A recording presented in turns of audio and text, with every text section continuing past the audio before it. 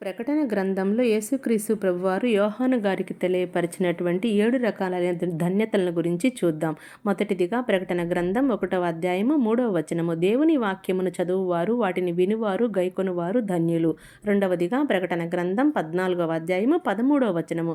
ప్రభువునందు మృతులు ధన్యులు విశ్రాంతి నొందుదురు. మూడవదిగా ప్రకటన గ్రంథం 16వ అధ్యాయము 15వ వచనము. మెలకువగా ఉండి తన వస్త్రమును కాపాడుకునివాడు ధన్యుడు. నాలుగవదిగా ప్రకటన గ్రంథం 19వ అధ్యాయము 9వ వచనము.